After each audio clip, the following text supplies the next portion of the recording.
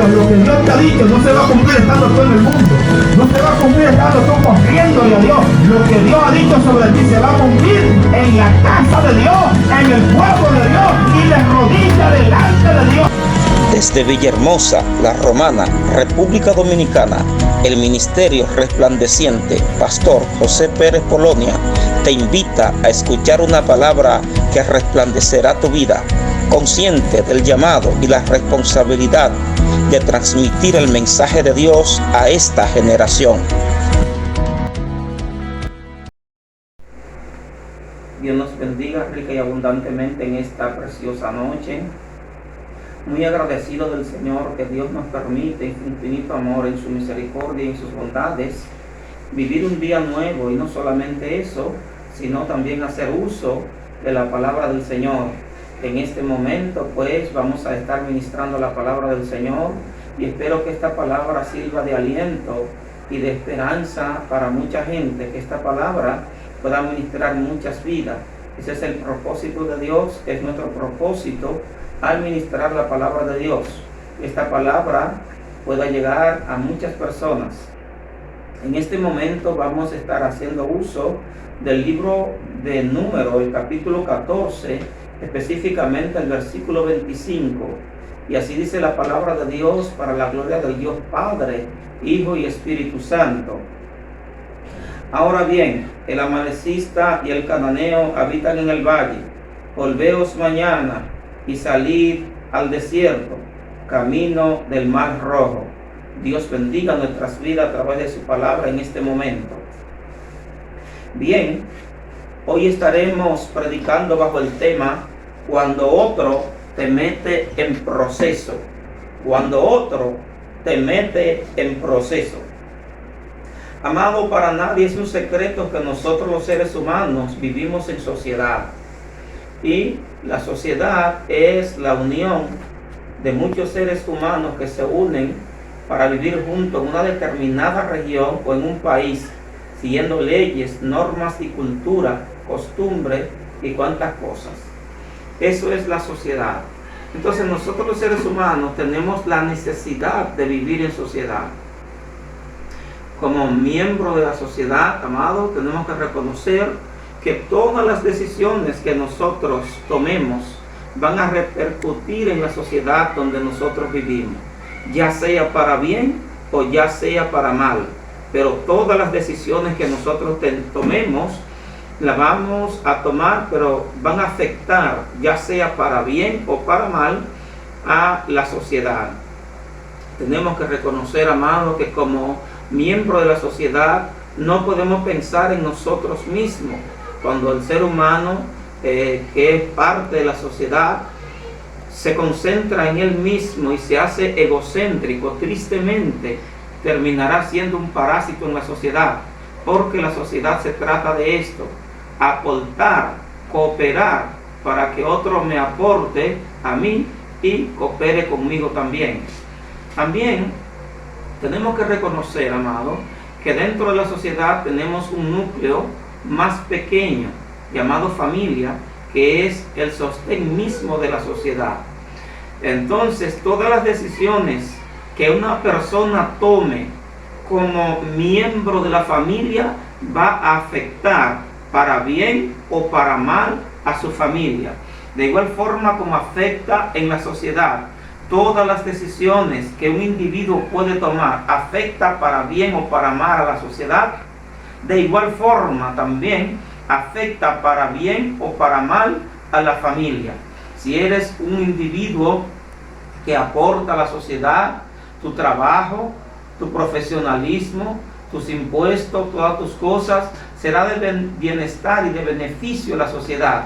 Pero de igual forma tenemos individuos en la sociedad que han establecido relaciones parasitarias, viven a expensas de los demás, como son los delincuentes que esperan que una persona de la sociedad trabaje para esperarlo en una esquina y asaltarlo.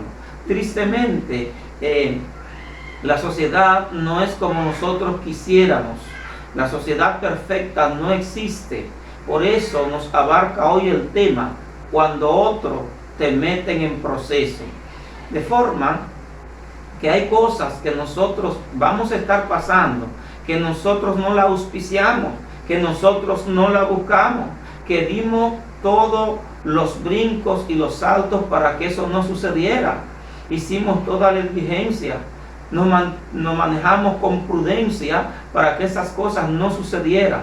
Pero como somos miembros de una sociedad y la mayoría de la sociedad tomó la decisión, pues nosotros también nos vamos a ver afectados por estar viviendo en sociedad y por estar viviendo bajo un mismo gobierno y en la misma demarcación o región. De igual forma sucede en la familia. En la mayoría de los casos, las personas de la familia, los miembros de la familia, no auspician el mal que le llegaron. Simple y llanamente, una persona de la familia tomó malas decisiones, no quiso escuchar los consejos divinos, no quiso escuchar los consejos pastorales o simplemente los consejos de padre y madre y cayó en problemas. Si cae un hijo preso en la fortaleza o en la cárcel, cualquiera que sea, esto va a afectar a toda la familia. Hoy, ¿cuántas personas han perdido su casa? ¿Cuántos padres de familia se han quedado a pie teniendo que vender lo que tienen para hacer frente a un problema familiar que llegó? ¿Por qué? Porque como vivimos en familia, porque como vivimos en sociedad, las cosas que hagan otras personas, las decisiones que tomen otros, nos va a afectar, ya sea para bien o ya sea para mal. Y esto tiene que ver con todo lo que nosotros experimentamos y con todo lo que vivimos.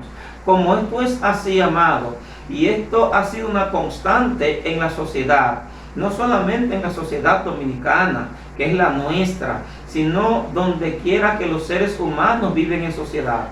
Tenemos que acostumbrarnos y desarrollar mecanismos de defensa para cuando nos llegue a nosotros, precisamente cuando nos llegue a nosotros problemas como estos, problemas que no buscamos, que no auspiciamos, que no quisimos, pero nos llegaron y de todas maneras nos afectaron, tenemos que desarrollar mecanismos de defensa para poder enfrentar esos problemas, porque precisamente esos son los problemas más grandes que llegan a la familia y a la sociedad. Cuando usted no ha hecho el mal, pero usted no fue culpable, pero la consecuencia de lo que se hizo, de las decisiones tomadas, han llegado a todos nosotros. Por lo menos en los países de Latinoamérica tenemos un ejemplo. En muchos de los países de Latinoamérica, pues los políticos no son debidamente serios, no se manejan con pulcritud, sino más bien que hacen mal uso del dinero del Estado.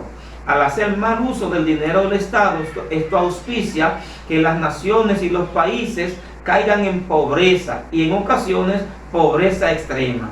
¿Quién lo buscó? No lo buscó la sociedad, fue producto de un grupito, fue decisión de un grupo, ¿verdad?, que quiso enriquecerse a costilla del gobierno, pero toda la sociedad tiene entonces que pagar la consecuencia.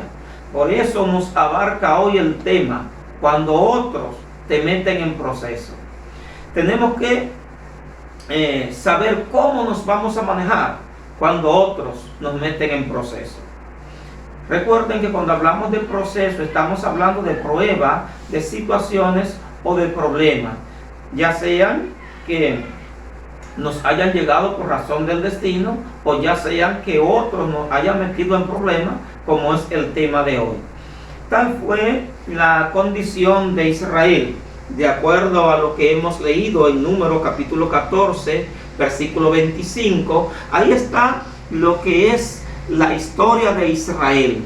Pues Dios había ordenado a Moisés sacar a su pueblo del país de Egipto, y su pueblo iba camino hacia la tierra prometida o Canaán.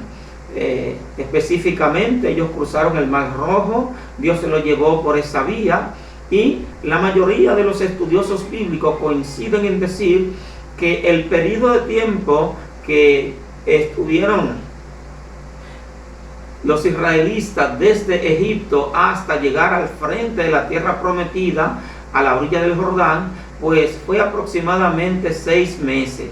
No fue una larga duración de tiempo, porque hay que reconocer que Egipto y Palestina, o lo que se conoce hoy como Israel, pues hacen frontera en tierra por un lugar. O sea, no hay que embarcarse ni hay que atravesar aguas y mares para ir, sino que hacen frontera por un lugar. Así de cerca están, de forma que ellos, por más lentos que fueran, tenemos que reconocer que ellos llevaban mudanzas, carretas, ancianos, mujeres embarazadas y niños.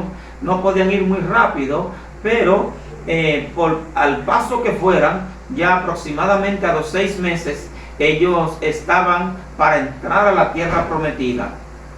Pero tenemos que acentuar que esa nación que salió de Egipto fue una nación que le había fallado a Dios desde el mismo momento en que Dios enviara a Moisés, su Salvador, a ellos. Fueron gente de duda, siempre dudaron del milagro de Dios, siempre se estaban quejando, siempre estaban enrostrando a su líder, que era Moisés, y al mismo Dios en esa pequeña travesía de 6 meses. Y es una de las cosas, amados, que como cristianos, como siervos de Dios, como evangélicos, tenemos que tomar en cuenta. No vivir una vida de quejas, amado. Dios no se agrada de sus hijos cuando viven una vida de quejas. Israel había aprendido a desarrollar una vida de quejas. Y esta fue parte de la causa que no le permitió a ellos disfrutar de lo que Dios le había prometido. Hago el llamado hoy para que no vivamos una vida de queja. Entonces, amado, ellos estaban ya para entrar a la tierra prometida. Ahora bien, cuando están para entrar a la tierra prometida, Moisés, como todo un estratega militar, envía unos espías a recorrer la tierra, específicamente 12 espías a recorrer la tierra para tener una estrategia militar de por dónde y cómo ellos van a penetrar en la tierra. Cuando esos espías fueron y volvieron a Moisés con el informe, dice que ellos vinieron con un informe negativo. 10 de ellos vinieron con un informe negativo y muy malo. Lo que ellos vieron, la impresión de sus ojos, su intuición, le dijo a ellos que ellos no podían entrar a la tierra, que ellos no iban a poder conquistar esa tierra, porque esas tierras tenían gigantes fuertes, tenían base militar, esas gente estaban muy preparados ahí en la tierra y eran muchas naciones. Entonces ellos vieron, se pusieron a ver todo lo que era lo humano, todo lo que no se le envió a ver. A ellos se le envió a verificar por dónde era más factible para introducirse en la tierra, pero ellos se pusieron a ver lo que no se les mandó a ver. Hago un llamado para que nosotros seamos gente de fe, que no creamos a lo que está delante de nuestros ojos, que creamos al Dios que ha dicho: yo te daré la victoria, yo estaré contigo.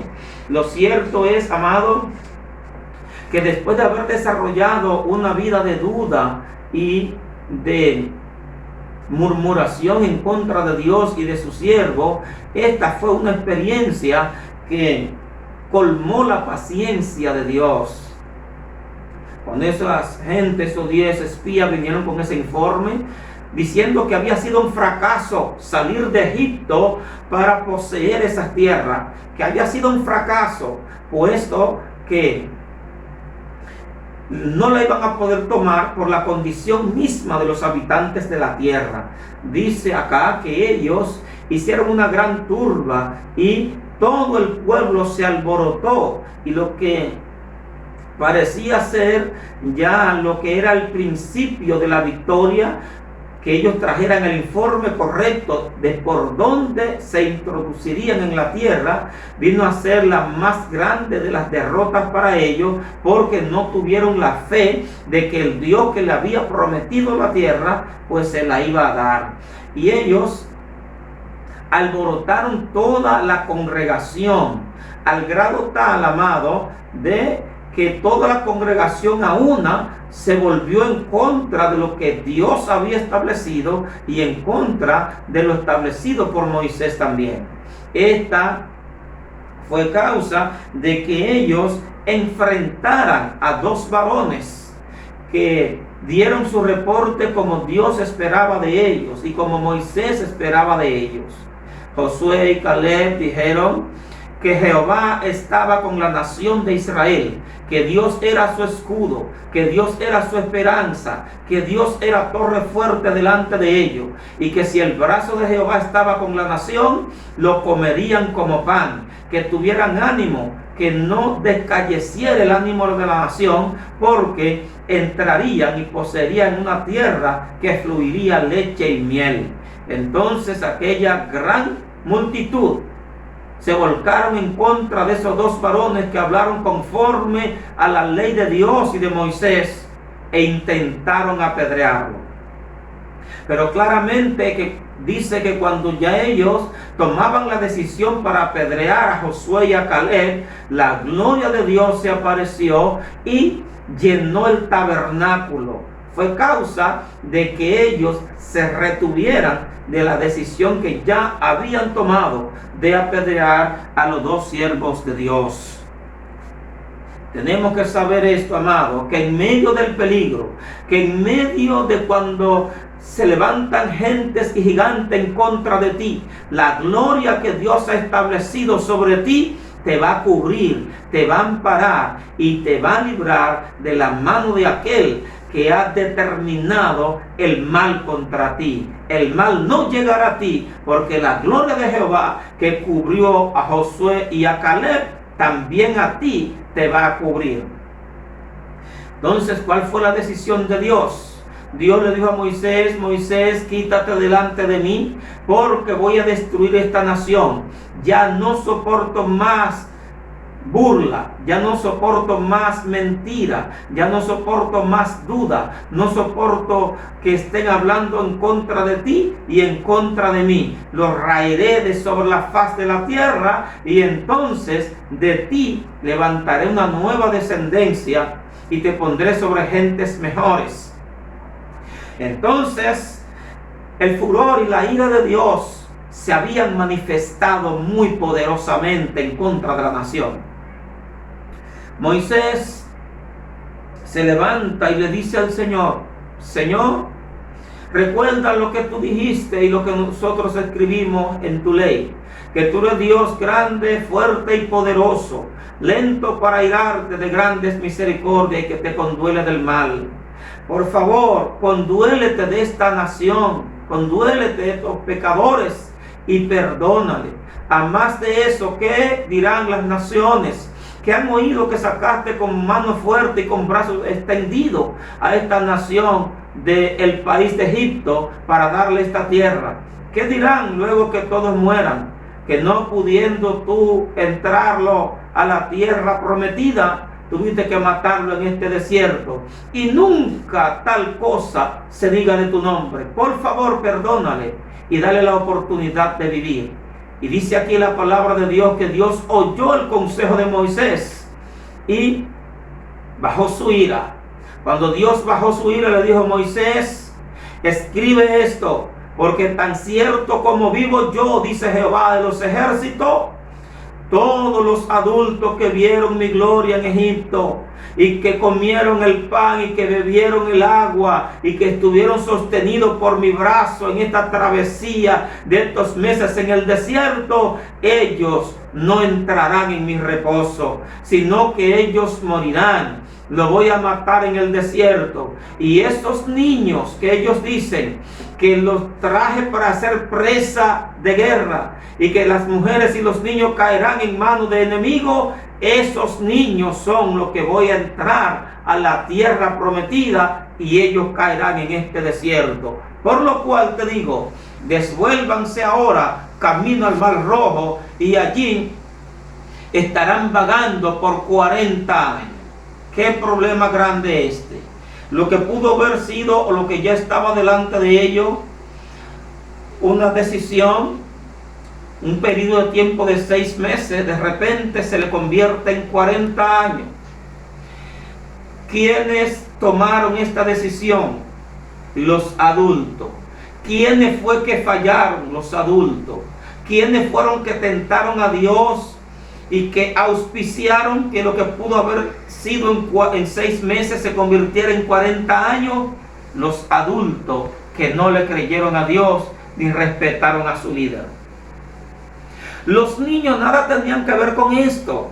Los niños no habían tomado decisión, ni habían infringido la ley de Dios, ni tampoco habían irritado la misericordia de Dios. Sin embargo, estamos frente a una verdad, que las decisiones de la sociedad van a perjudicar a muchas personas inocentes. ¿Qué hacer cuando yo soy inocente? ¿Qué hacer cuando yo no he buscado el problema que nos ha llegado? Precisamente es lo que queremos tratar en este momento. Amado, el hecho de que ellos se devolvieran hacia el camino del Mar Rojo auspició varias cosas. Número 1, auspició que esas personas, esos niños, que no auspiciaron esto, sino que ellos eran inocentes, auspició que ellos se convirtieran en guerreros. Bendito el Señor. Entonces tenemos que saber aprovechar las crisis que se nos presentan y convertirla en victoria. Esto auspició que ellos se convirtieran en guerreros. Bendito Dios. Esta nueva generación se convirtió en guerrero. Lo que estoy diciendo es lo siguiente: si otro te metió en problemas, es tiempo de que utilice esa crisis para que te convierta en un guerrero espiritual. Esos niños se convertirían en guerreros. Ellos no habían podido tener la oportunidad de hacerlo durante esos 6 meses porque era muy poco, pero ahora tendrían un espacio de tiempo para ellos cultivar el hecho de que ellos se convirtieran en guerreros. También esas personas aprendieron a cultivar obediencia, que fue precisamente lo que llevó a sus padres a cometer el error que ahora está delante de ellos.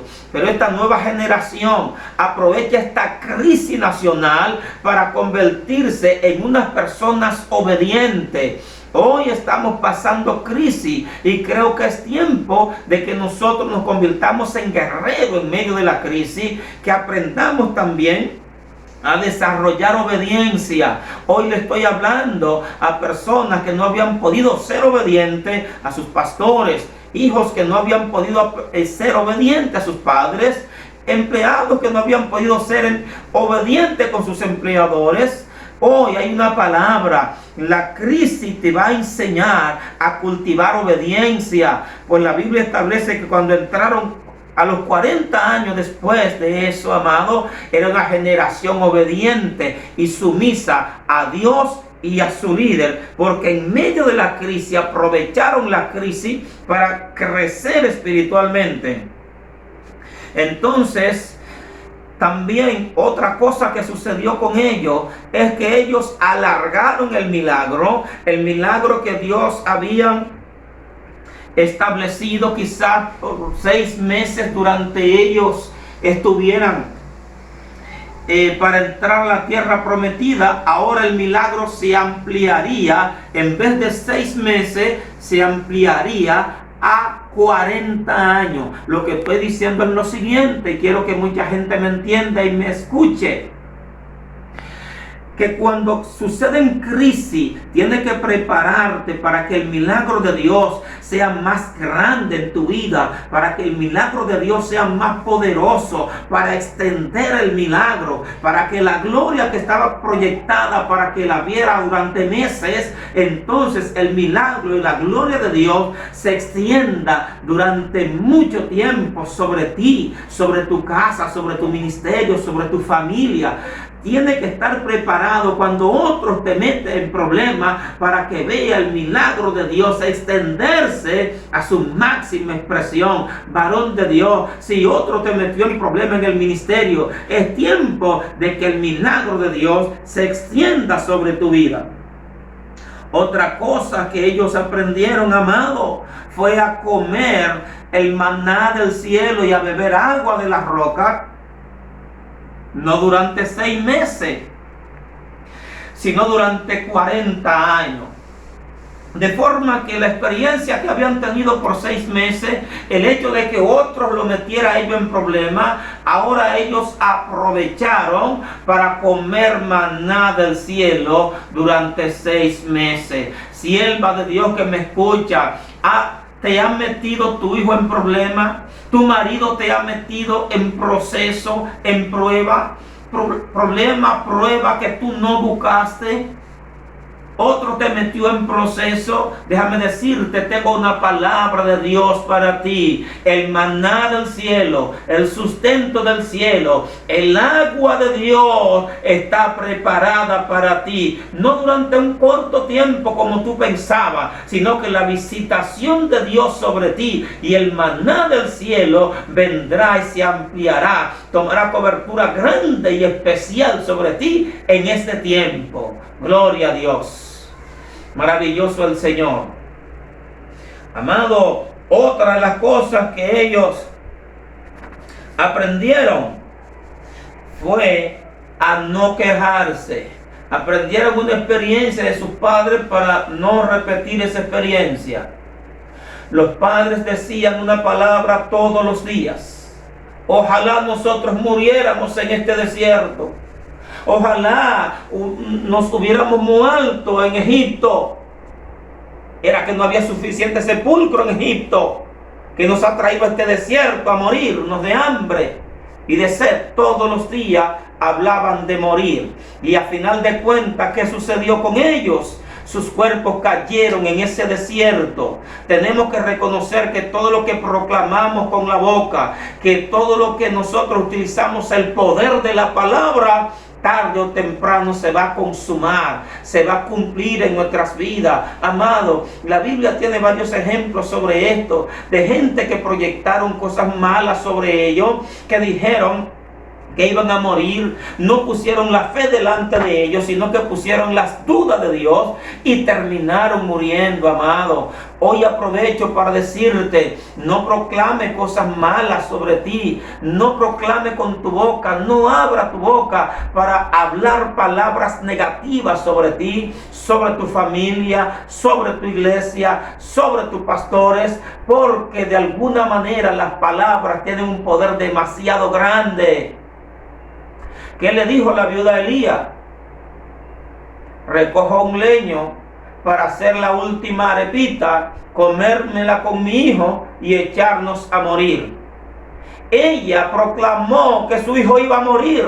Y más adelante, aunque el milagro de Dios estaba en casa y había que comer, había harina y había aceite, como quiera el muchacho murió. ¿Por qué? Porque ella lo había proclamado con su boca. Estos israelitas todos los días proclamaban con su boca que ojalá murieran en el desierto o en Egipto, y terminaron cayendo en ese desierto. Hoy te invito que no hables como ellos, que utilice el poder de la palabra para proclamar cosas grandes, cosas buenas, cosas preciosas. Y si otro te metió en proceso, es tiempo de crecer, es tiempo de comer maná del cielo por más tiempo, es tiempo de beber agua de la roca por más tiempo, es tiempo de experiencias nuevas, es tiempo de que la Shekinah de Dios se mantenga durante más tiempo sobre ti. Bendito el Rey de Gloria. Dios es todopoderoso. Entonces, amado, Mi consejo hoy es que no proclamemos cosas malas con nuestra boca, porque a final de cuentas puede terminar sucediendo. Otra experiencia que ellos cultivaron, aprovechando que otros lo habían metido a ellos en problemas. Cuando me refiero a ellos, me refiero a la generación pequeña y joven que no había irritado a Dios con sus murmuraciones. Ellos no cometieron pecado, pero otros lo hicieron. Y como miembros de la sociedad, ciudadanos del mismo país, ellos se vieron afectados. Ahora bien, ellos no se cruzaron de brazos, ellos no se entregaron a la situación, dijeron todo lo contrario. Ahora es tiempo de ver la gloria de Dios en un esplendor más grande, por más tiempo, y cultivar nuevas experiencias en Dios. Tenemos que tomar esto en cuenta, amado, porque a diario otros nos meten en proceso, otros nos meten en prueba, otros hacen cosas de las cuales nosotros nos vemos afectados, aún cuando nosotros no somos culpables. Otra de las cosas que ellos aprendieron fue un milagro nunca visto en la historia. De acuerdo a Deuteronomio 29:5, dice claramente que esas personas, su calzado en sus pies y su ropa en su cuerpo no envejeció. Durante 40 años ellos vagaron en el desierto. Durante 40 años caminaron con la misma sandalia. Y la sandalia, hay acá un misterio muy grande. La sandalia se iba estirando y creciendo con sus pies, puesto que en el desierto no hay tienda. Esas sandalias iban creciendo juntamente con sus pies, y mientras más uso le daban, más sandalia había. Su vestido sobre ellos no se rompió, no se puso fino, no se mohoció, sino que durante 40 años ese vestido se mantuvo intacto, esas sandalias se mantuvieron intactos, y a los 40 años ellos iban entrando a la tierra prometida con la misma sandalia y con los mismos vestidos, porque su vestido y su calzado no envejeció. ¿Qué es lo que estoy hablando? Recibe esta palabra de Dios. En el momento que otro te mete en proceso, en el momento que otro te mete en prueba, tú vas a ver milagros en tu vida que tú nunca habías visto. Tú vas a ver milagros sin igual. Nunca antes de este hubo un milagro similar a este, y después de ellos jamás lo ha habido. Que la ropa y los calzados crezcan juntamente con los pies y que duren 40 años, aún cuando se utilizan a diario. Mire, amado, estas son experiencias muy grandes. Pero ¿por qué se dieron estas experiencias? Porque otros lo metió a ellos en proceso. No estoy diciendo que cuando otro te mete en proceso es bueno. No estoy diciendo que anhele que otro te meta en proceso. Lo que estoy diciendo es lo siguiente: que si ya sucedió, que si aún tú queriéndolo evitar todo, aún sucedió, es tiempo de que aprenda a convertir la crisis en victoria. Es tiempo de que tome el proceso para crecer, para expandirte, para cultivar nuevos milagros en la presencia de Dios, amado. Ellos lo aprovecharon 100%. También quisiera tomar otra persona como ejemplo de que cayeron en proceso no por ellos, sino por la decisión de otra persona. Es nuestro hermano José en Génesis 45:5. Todos conocemos la historia de José, que José era un muchacho bien intencionado, lleno de amor, lleno de misericordia, lleno de bondad.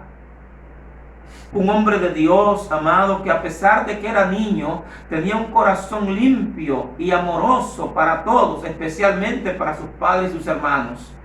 Nada él hizo para que lo trataran de la forma que lo trataron, pero todos conocemos la historia, que por envidia y por celos, entonces sus propios hermanos terminan vendiéndolo y lo meten en problemas, en prueba, en proceso.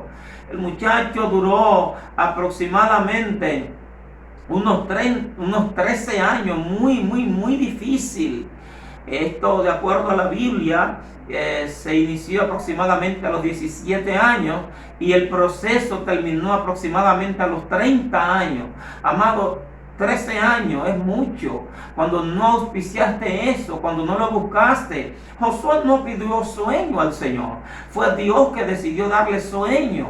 Josué no trató mal a sus hermanos. Fueron ellos que por celos y por envidia tomaron la decisión de destruirle y posteriormente pues tomaron la decisión de venderle.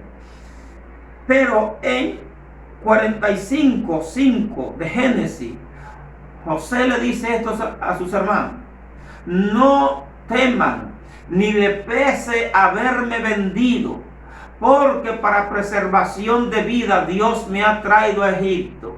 Reconozco que ustedes fueron el trampolín, ustedes fueron simplemente el vehículo que Dios utilizó para traerme a mí al reino, de forma que no se entristezcan por lo que ustedes me hicieron. José, durante esos 13 años aproximadamente, se convirtió en un administrador.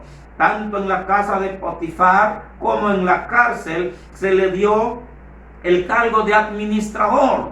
Entonces él aprovechó que otros lo habían metido en proceso y en prueba para él convertirse en todo un administrador, porque era para lo que Dios lo había llamado. Si otro te ha metido en proceso, si otro te ha metido en prueba, no está haciendo más que siendo un vehículo, siendo un trampolín para llevarte a ti al propósito de Dios, a cumplir a cabalidad el propósito de Dios. Si otro te mete a ti en proceso, lo único que está haciendo es afilándote hacia el propósito eterno de Dios.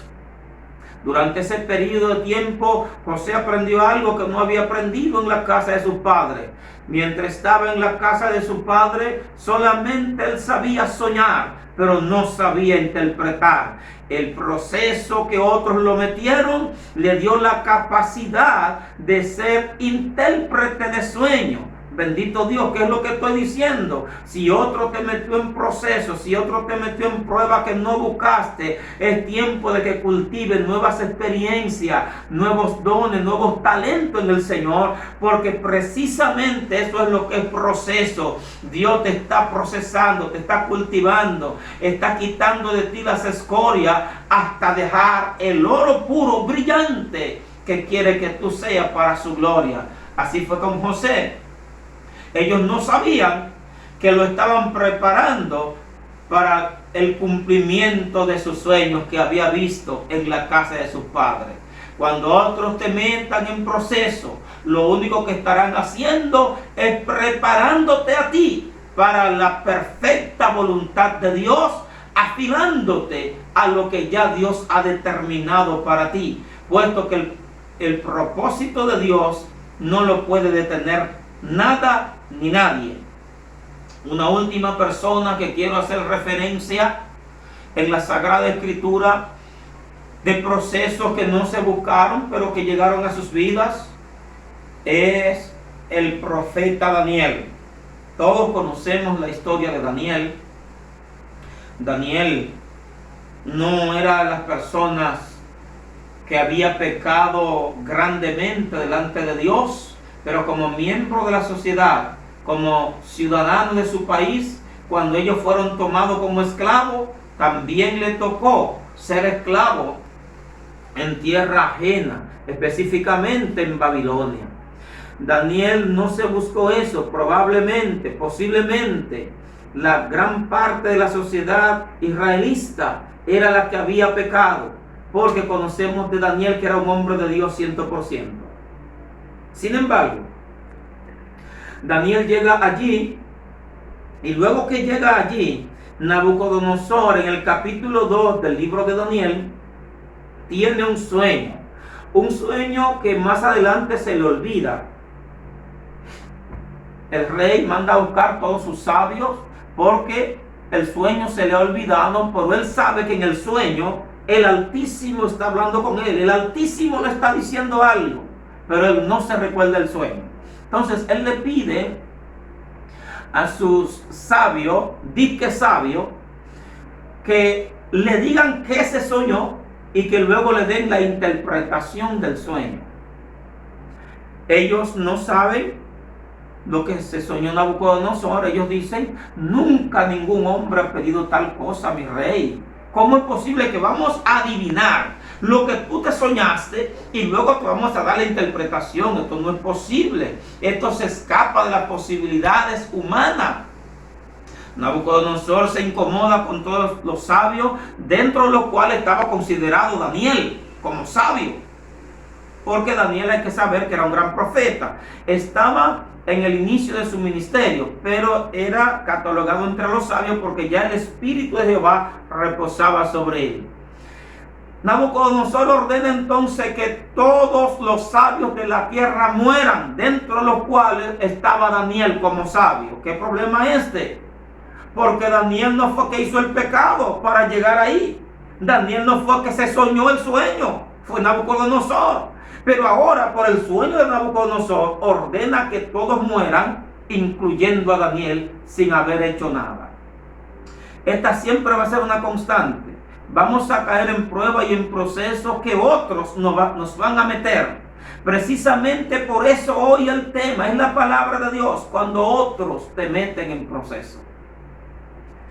Amado, esto auspició que Daniel se acercara a Dios, y cosas que Daniel nunca había visto en su ministerio como profeta comenzó a verlo cuando otros lo metieron a él en proceso. Daniel le dice al que le da la noticia: háblamele al rey y por favor dímele que me dé tiempo, que la respuesta es cuestión de tiempo, porque el Dios que yo le sirvo me va a revelar lo que él se soñó y me va a dar la interpretación del sueño. Entonces Daniel, que no había tenido todavía, no se menciona aquí que había tenido visiones nocturnas, cuando se reúne con sus amigos y se van a orar de día y de noche, a rogar delante de Dios, recibe visiones nocturnas e interpretación. ¿Qué es lo que estoy diciendo? Que en el momento que otros entraron a Daniel en problemas, el ministerio de Daniel creció, porque Daniel comenzó a experimentar cosas que nunca había visto en su ministerio. Pues allí se le apareció Dios, le dio el sueño y juntamente con el sueño le dio la interpretación, que es uno de los más grandes sueños de toda la humanidad, porque contenía el destino de muchos años de la humanidad. Sin embargo, a él se le dio, y no solamente eso, sino que también se le dio el consejo y las medidas a tomar. Lo que estoy diciendo es lo siguiente: cuando otro te mete en proceso, cuando otro te mete en prueba, es tiempo de que el ministerio que hay en ti crezca, es tiempo de que el liderazgo que hay en ti crezca, que aproveche el proceso para crecer. Para crecer, no te puede quedar igual. Hay mucha gente que cuando otros lo meten en proceso se entristecen, se amargan, esto le da amargura, se cierran y se sienten muy desventurados. Porque ellos dicen: yo no me lo busqué, yo no soy culpable. Pero tristemente vivimos en una sociedad que mientras sea así, nosotros vamos a encontrar problemas que no buscamos, porque somos miembros de una sociedad, miembros de una familia y somos ciudadanos de un país. De forma, amado, que si esto sucediera, el papel nuestro no es de cerrarnos, es momento para que crezcamos. Todo proceso trae un propósito, y el propósito debe ser crecer y ver la gloria de Dios. Ahora mismo estamos en un proceso social que se dice que fue inventado por los hombres. ¿Qué vamos a hacer como iglesia? Debemos de crecer Estamos en medio de un proceso duro y difícil, pero la invitación de Dios y de la Biblia, de la mayoría de los hombres de Dios, es que en medio de este proceso, la iglesia contemporánea, como aquellos hombres de Dios, debe de crecer en ministerio, crecer en liderazgo, crecer en amor, crecer en fe, crecer, amado, crecer y crecer en todas las dimensiones posibles, porque Dios sabe que estamos siendo procesados, pero el proceso traerá crecimiento, expansión, bendición y nueva gloria para nosotros. Dios te bendiga rica y abundantemente.